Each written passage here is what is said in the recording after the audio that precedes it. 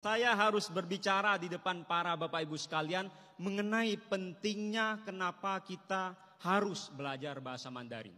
为什么我们要学汉语？第一个原因呢，因为中国是一个发展速度很快的一个国家。Karena alasan pertama adalah karena Tiongkok saat ini adalah negara dengan pertumbuhan yang sangat cepat di dunia ini, kalau bukan yang tercepat. Kita mungkin bisa mengutip sejarah sekilas. Tiongkok baru merdeka pada tahun 49, Indonesia merdeka tahun 45. Tiongkok adalah adiknya Indonesia dari segi usia. 49 sampai 78 Tiongkok masih jauh lebih miskin dibandingkan dengan Indonesia.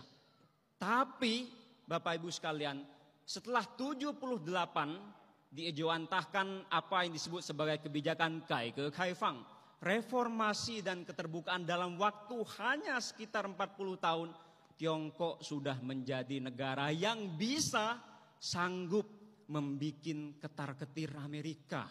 Sementara Indonesia dari 45 sampai tahun 2023 ini GDP kita paling gampang kalau untuk mengukur suatu kekuatan ekonomi masih bertengger di angka ribuan US dollar, sementara Tiongkok sudah belasan ribu US dollar.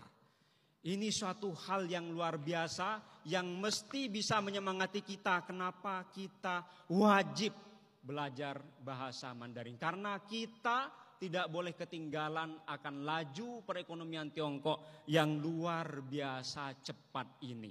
Itu alasan yang pertama. Alasan yang kedua adalah 因为中国是世界上人口最多的国家，而华人遍布在世界各地。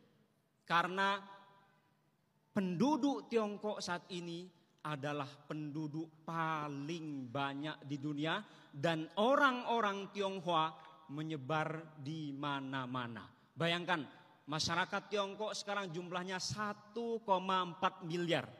Tentu ada suatu data yang menyebutkan bahwa secara demografi masyarakat Tiongkok jumlahnya akan disalip oleh India. Tapi secara kekuatan ekonomi India dengan Tiongkok masih mempunyai jarak yang luar biasa. Mungkin bisa dikatakan bagaikan langit dan sumur saat ini. Dan orang-orang Tionghoa menyebar di mana-mana. Bayangkan Bapak Ibu sekalian, kalau kita bisa berbicara dengan bahasa Mandarin, kita sudah bisa berbicara dengan 1,4 miliar orang yang ada di dunia ini, ditambah dengan orang-orang Tionghoa yang berada di mana-mana. Ini adalah suatu hal yang luar biasa yang menurut saya tidak bisa kita lewatkan. 第三个原因，因为说实话，尤其是在印尼，反华市场还是非常非常非常大. Karena mohon maaf, anti terhadap China, baik China sebagai bangsa maupun China sebagai negara di Indonesia ini khususnya masih sangat besar sekali Bapak Ibu sekalian. Terutama mungkin 到了政治年可能会有一些人挑拨离间. Dan mungkin bisa dimanfaatkan oleh orang-orang tertentu, kelompok-kelompok tertentu untuk memecah belah persatuan Indonesia ini yang sangat dipentingkan bangsa kita untuk bisa membangun negara ini menjadi lebih baik. 为什么我们可以问印尼人还有很大的反华市场呢? Kita mungkin bisa bertanya, kenapa di Indonesia ini masih besar sekali pasar anti terhadap China, baik China sebagai negara maupun China sebagai bangsa. Izinkan saya untuk mengutip satu pepatah bahasa Arab, Bapak Ibu sekalian. Ada satu pepatah bahasa Arab yang mengatakan, Man arafa lugata qaumin salama min makrihim. Siapa yang bisa memahami bahasa suatu kaum, bahasa suatu bangsa, maka dia akan selamat dari tipu daya. Mungkin anti China di Indonesia ini masih disebabkan karena kita belum bisa mengenal Tiongkok dan Tionghoa dengan lebih baik. Karena kita belum bisa menguasai bahasanya. Sehingga saya rasa Konfusius punya satu perkataan yang sangat bagus di dalam kitabnya yang namanya《论语》. Konfusius bilang begini, 以文会友，以友辅人. Kita ini mesti menggunakan bahasa, kita ini mesti menggunakan budaya untuk bisa mengenal satu sama lain, untuk bisa bersilaturahmi, untuk bisa menjalin persahabatan. Dan dengan menjalin persahabatan, kita akan bisa mencintai satu sama lain. Maka betul juga apa yang dikatakan dalam pepatah Indonesia, kita tak kenal maka tidak akan sayang. Dan untuk bisa saling mengenal, untuk bisa saling memahami, 语言是一个非常重要的一个门. Bahasa menurut saya adalah pintu yang paling penting untuk bisa kita buka, Bapak Ibu sekalian. Lalu apakah cukup hanya dengan belajar bahasanya saja? 我觉得不够. Kalau menurut saya masih belum cukup. 为什么？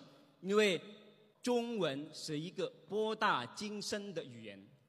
Karena bahasa Mandarin adalah bahasa yang sangat dalam maknanya, penuh dengan filosofi kehidupan.